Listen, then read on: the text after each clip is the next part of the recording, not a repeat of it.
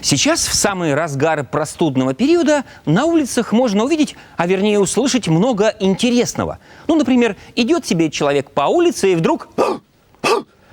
Сегодня поговорим о кашле. Кашле лающем. Почему он возникает?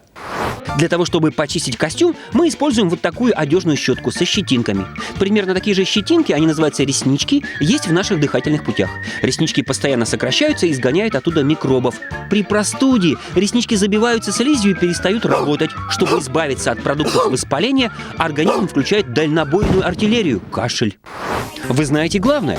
Чтобы победить кашель при простуде, нужно растворить густую слизь и освободить реснички. Это достигается при помощи ингаляции. Два простых рецепта. Кашель с медом. Натуральный пчелиный мед растворите в горячей воде в соотношении 1 часть меда на 5 частей воды.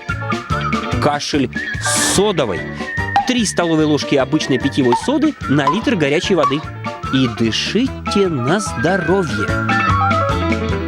Правило проведения ингаляции. Дышать нужно ртом над широкой кастрюлей с расстояния 30 сантиметров. Длительность процедуры 10 минут, общее число процедур 6 раз в день, температура воды 30-40 градусов. А теперь верное средство для внутреннего употребления. В стакане теплого молока растворите чайную ложку меда, чуточку сливочного масла и питьевую соду на кончике ножа. Пить такое молоко нужно 3-4 раза в сутки. Откашливаться станет легче.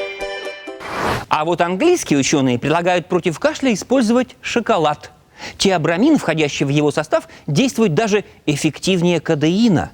Поэтому, гражданки простуженные, запасайтесь шоколадками, пока их не занесли в список сильно действующих препаратов, отпускаемых только по рецепту врача. Это ж не лечение, это удовольствие какое-то. Побольше бы таких открытий.